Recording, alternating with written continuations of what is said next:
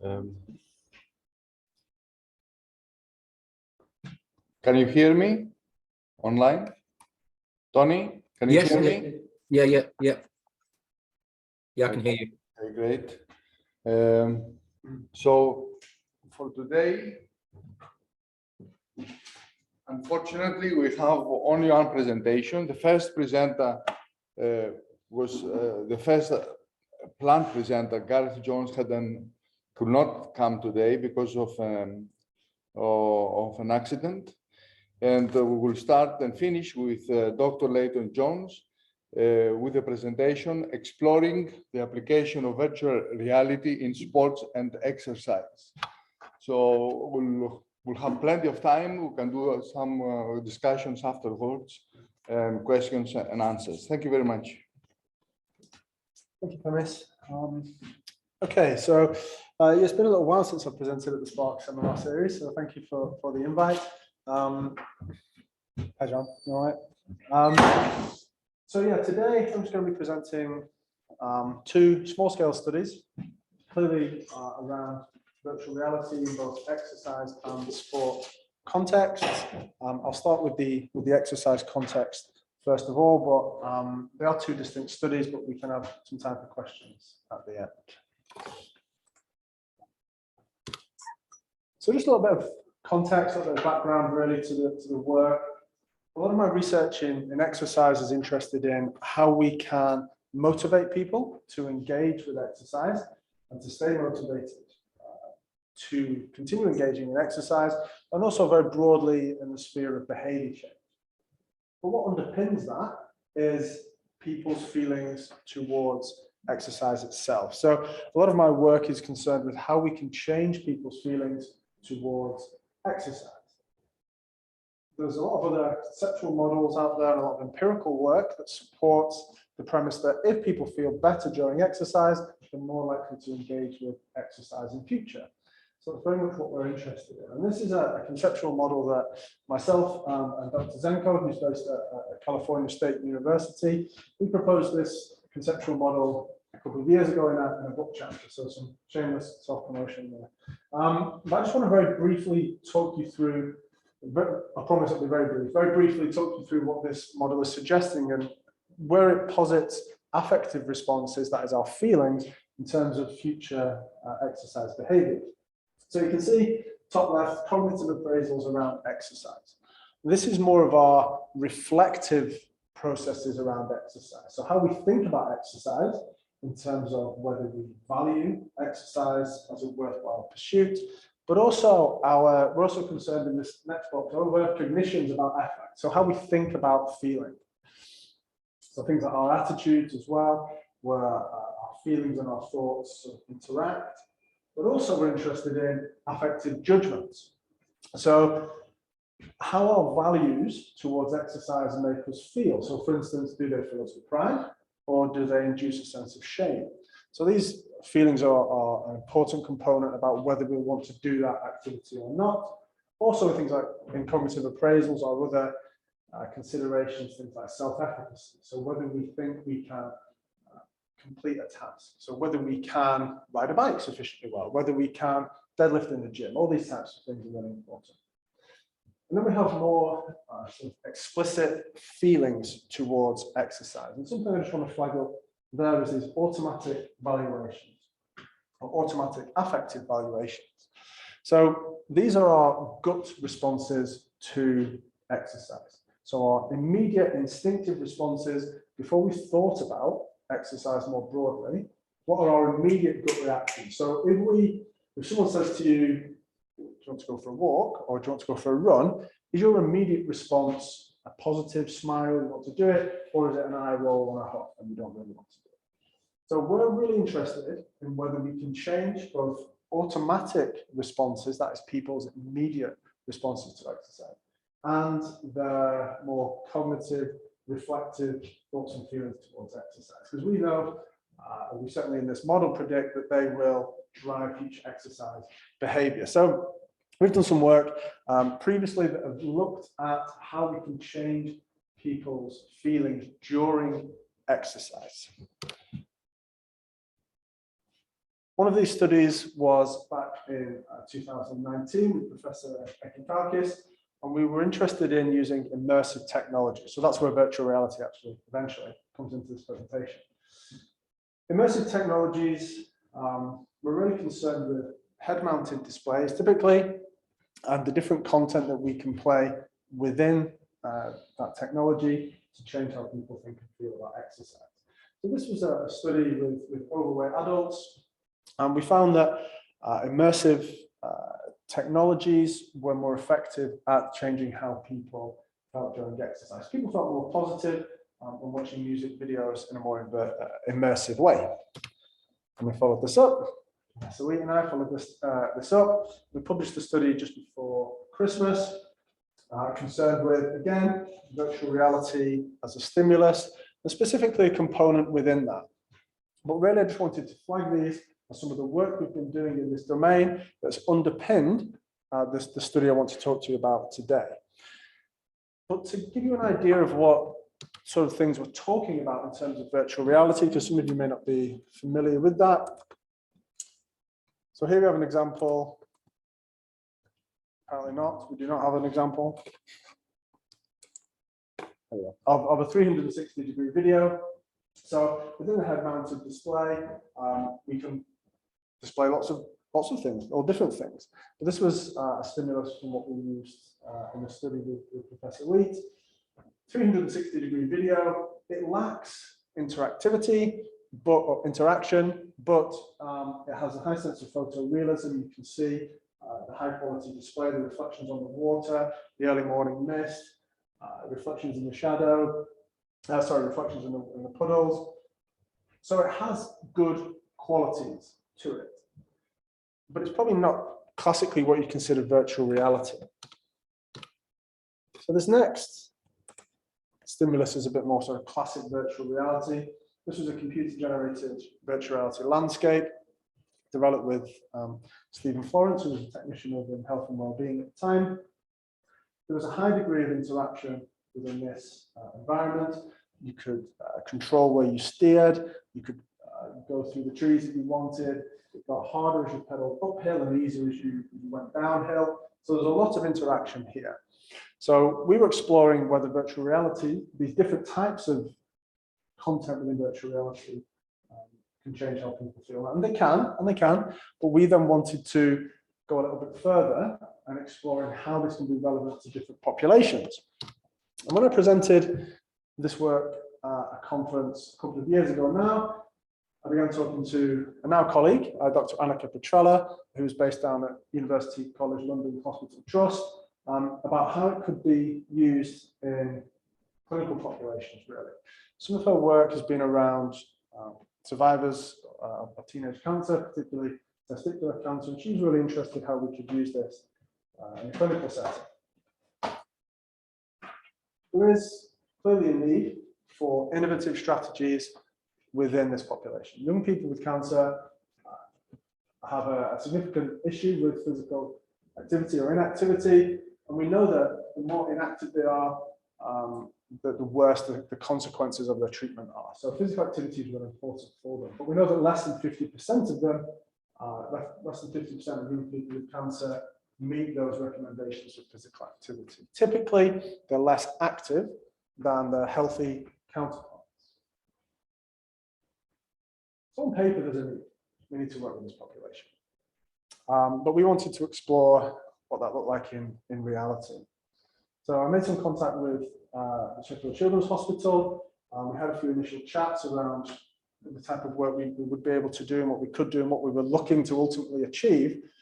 In my naivety, I simply wanted to take the content that we'd already developed and roll it out in this young people with cancer population. I was quickly corrected that that's not going to work by the very helpful people at the Children's Hospital. They probably wouldn't enjoy riding around Lady Bower and listening to a nature soundtrack very much. So we needed to actually talk to them about what they wanted in terms of virtual reality content. So that's what we did. We started this process a while ago. To say this study is a slow burn would be an underestimation. But nonetheless, we sought to explore how young people, aged 13 to 18, felt about exercise as they transitioned or out of treatment or were going through treatment for cancer at the time, and then explore how they could engage with virtual reality. So there were 3 stages to this study. The first was, obviously, once they declared an interest in the study, then we gave them a little bit more information around it, and then we conducted an initial interview. I was really interested in how they felt about exercise, or what they thought about exercise. So what their attitudes and beliefs were very broadly. So what do you think of when someone mentions exercise? Really sort of straightforward questions. And then we were also interested in their specific experience. What type of exercises were they engaged in before the diagnosis and treatment? And then how did that change as a consequence of treatment? What changed? Obviously a lot changed for them, but in terms of exercise, what changed? And then on the next visit to the hospital for a clinic appointment, we had a little VR lab set up there and we gave them a demonstration of virtual reality, lots of different scenarios, different types of virtual reality. Essentially, they had to play around with virtual reality for a bit. Then, shortly after that, we arranged a follow-up interview just to try and understand what they thought about the VR scenarios. Some of them had not used VR before, some of them had, but we really wanted to know what they thought about it. And then looking forward to trying to understand what we can create in the future for them. What would they want virtual reality to look like? What would help you be motivated to engage in exercise?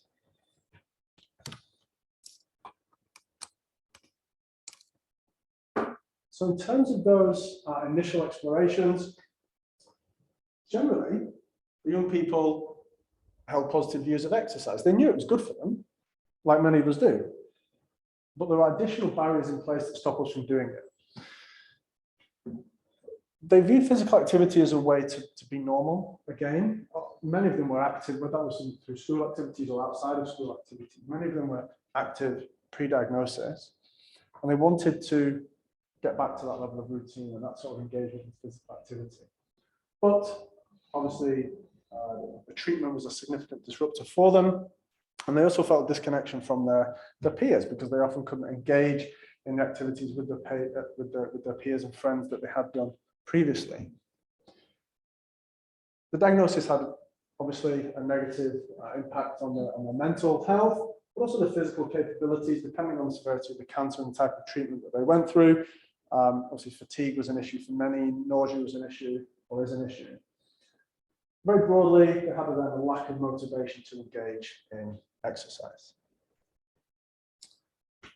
When thinking about how they could use virtual reality within the exercise context for them, they thought it was an opportunity to possibly reconnect with some of their friends, maybe in a way to structure exercise that they could all engage with. Sometimes, if they've been through treatment, they're not able to engage in maybe some of the activities that their peers are. So this can provide an environment everyone can engage in.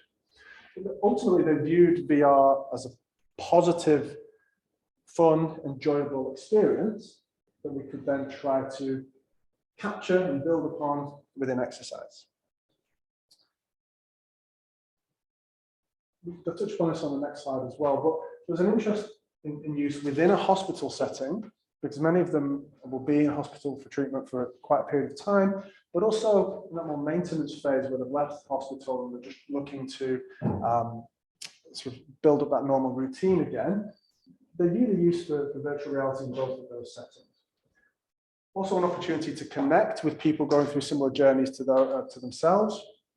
They can make new friends, potentially through virtual reality, because they don't have to physically be in the same space as each other.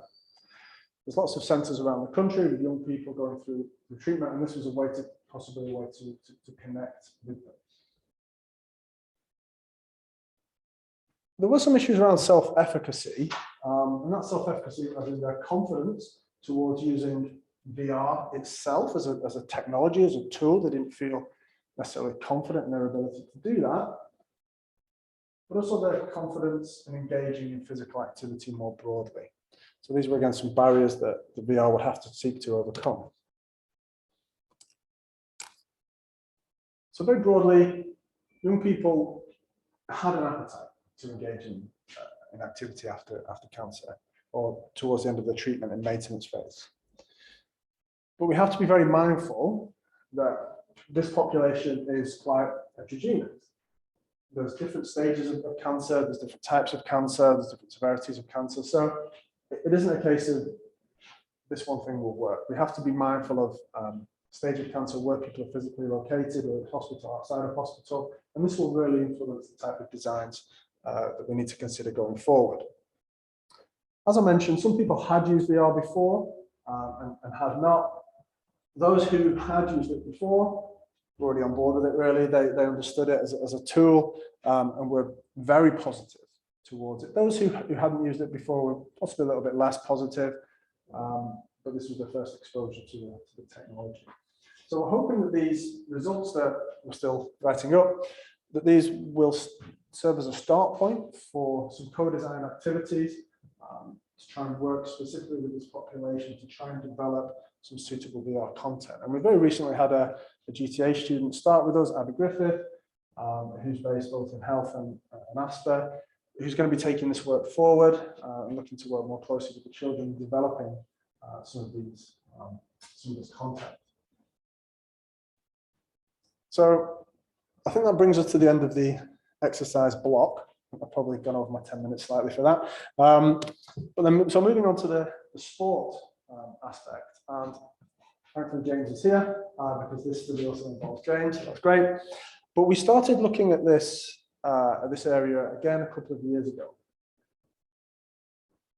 In a sporting context, there is an increasing appetite for VR and understanding how we can use VR within sport.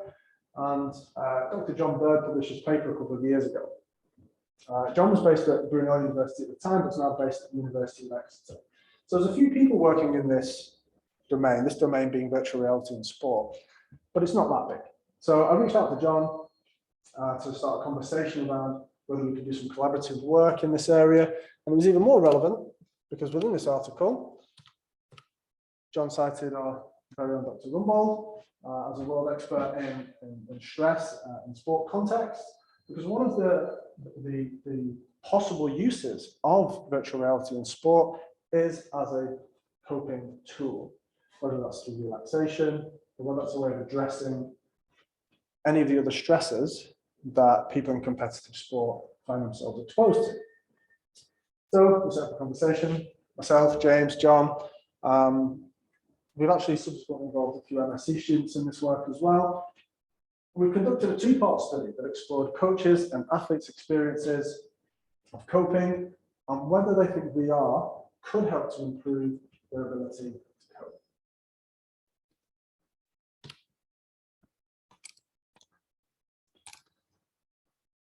So the first stage was some focus groups with coaches. There were 12 coaches engaged in total, and they represented individual and team sports.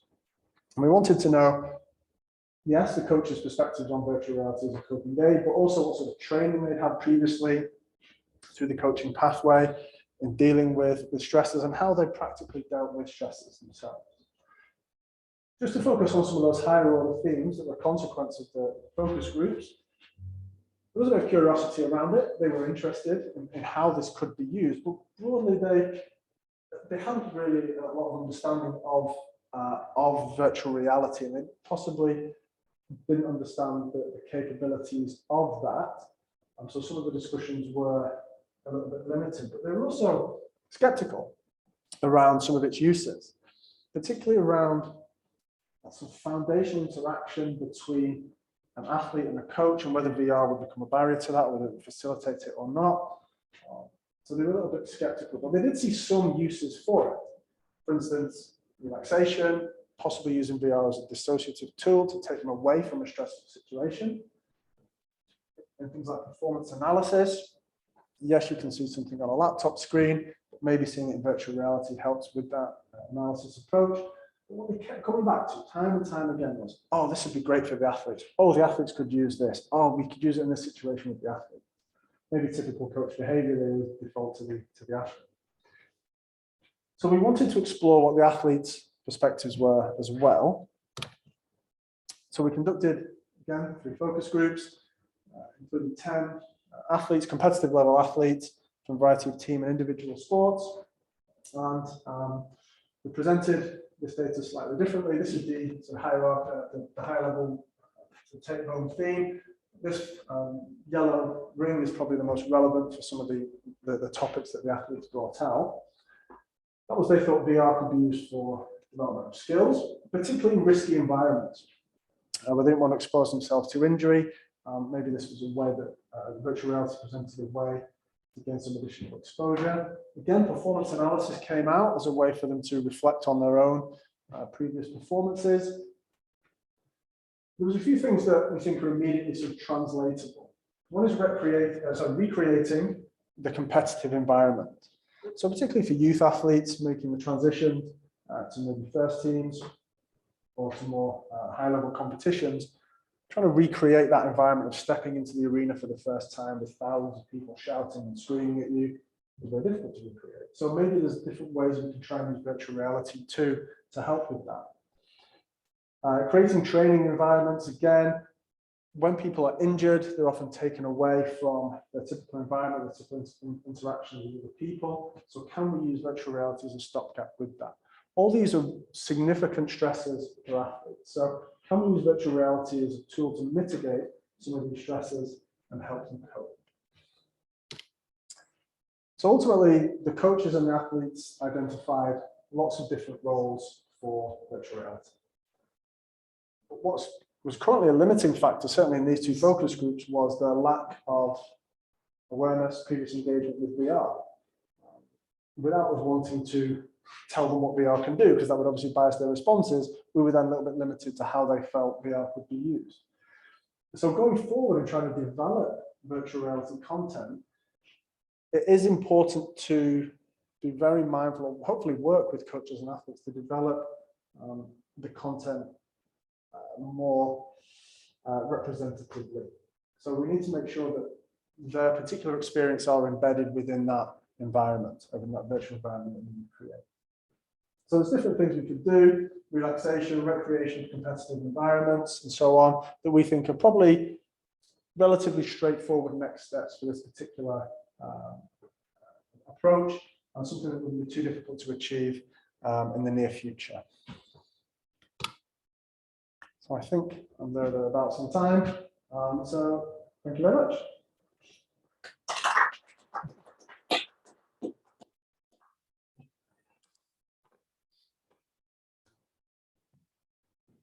Questions? I've got one, but I'll see if anyone online wants to go first. No chat. I'll just shout, just in the hope that people online can hear the question. Being involved in that sport paper with you, Leighton, I think one of the things that struck me in terms of the naivety from the coaches and athletes was whether there's an implication here for co-design approaches in the future, in terms of, do people looking to co-design VR programs need to have something that is slightly tailored already for those populations to improve the buy-in for them to see how that could then be adapted to their context? Or do you think we can still give them these broader context examples and then say, how would you adapt this to your context? If that makes sense. So showing someone cycling on a bike to a coach, they might say, I can't see how I can interact with an athlete in a conflict management situation. Yeah. Versus us doing something like that first and then saying, how would you adapt that? Just wondered what your thoughts were. Yeah, I think we'd have to rely on people more versed in co-design than I am, frankly, but I think that onus would probably fall on us. I think we would need to seek the authentic experiences of the coaches rather than us give them a start point and then look to tweak it. I think it would be more beneficial if they can give us almost the ideal start point and then we try and work within our limitations of VR rather than us take them something and then try to tweak it. Yeah, I guess part of the reason, just as a quick follow-up, the reason I asked that is I think from some of the findings we found in the sports study, they didn't understand the level of functioning within the VR, what can it actually do? So they could only really propose certain scenarios based on what they thought the functionality was. If that makes sense. Yeah, no, I think maybe that could be part of it. Maybe that could be part of the co-design approach, maybe exploring the broader functionality of what is capable, particularly within the financial constraints that we have. Yeah, particularly within the financial constraints.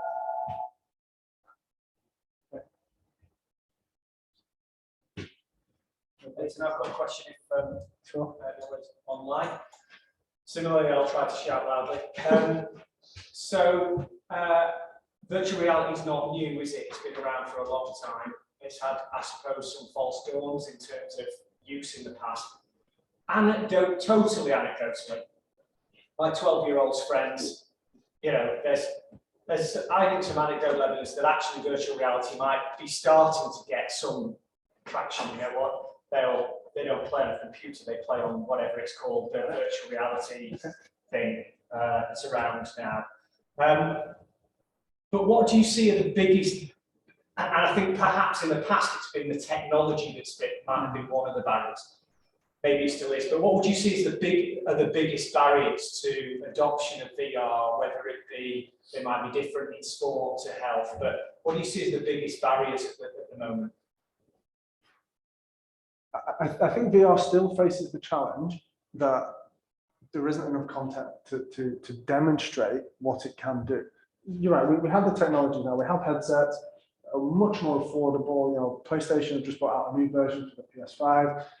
That'll see much greater uptake. So the technology is there, but until the wider uptake is there, people aren't going to develop content for it, or people aren't going to pick it up until there's better content for it. So I still think there's a little bit of a bottleneck around demonstrating what it can do, because people haven't thrown the money at it yet, because they're not going to see a return on investment yet. Maybe you've also touched upon something there. 12 years old. Maybe this isn't the answer for everybody. Maybe this has niche populations, niche uses, and we need to know what they are. Maybe coaches aren't going to go for this, or maybe youth athletes are. And likewise, maybe this will work in that population of young people with cancer. Maybe they're more receptive to it. But trying to use this maybe in a more, this is extremely stereotypical, I apologize, in an older population, maybe they'll be more hesitant to engage with that type of technology. But I don't think we have a body of evidence yet that demonstrates an understanding of that, and willingness to engage with that technology. I'd be interested to hear what Ben thinks about that from an aging point of view. Yeah. So, You may shoot me down. So work on that. I think I'd agree. It's around the content. I think the thing is, it's almost like the problem of starting from scratch when you work with athletes or you work with populations and they have their needs, and you have to develop the content again. Arguably, what we need is a chat GPT for virtual reality environments, and we might not, you know, who knows, we might not be terribly far away from some kind of AI tool to develop virtual reality environments, which would help with that, meeting the needs of individual populations. Yeah, it's expensive, and it's you know, you have to pay software engineers, software developers.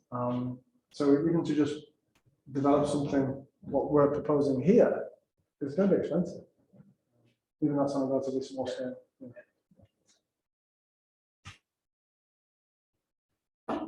Okay. Yeah. 2 days ago, there was an article in the Daily Telegraph about a study which was not for an individual population, but for the general population, which compared the neurological reactions of playing against a friend of yours, a human being, and playing against a machine. And I would probably assume that virtual reality would have such an application as a machine. So what they found is that if you play against a friend, then you just relax in the situation. So your brain shows a state of relaxation. But if you play against a machine, my understanding was, or is that this is unpredictable, and that stresses the brain. Okay. And I don't know if that is applicable in this, or if you're considering such a possibility. Yeah, I wasn't aware of that study, but no, that is interesting. Another aspect that we're interested in more broadly in this topic is neural responses, reactions to different stimulus. So yeah, there's a lot of technology now where you can pair up brain imaging technologies with virtual reality. But to be honest, I hadn't considered that as a source of stress. Who is engaging with that environment? Are you in virtual space with another coach, another athlete, or are you in with a machine? So yeah, I don't know. It's interesting. I don't know the answer to that really, but I hadn't even considered that as another source of stress. Maybe that's something else we can add to our wheel and considerations for developing content. Yeah, sure. I haven't read it, so yeah, that'd be useful. Yeah.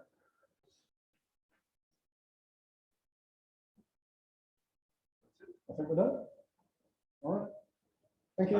Cheers. Thanks.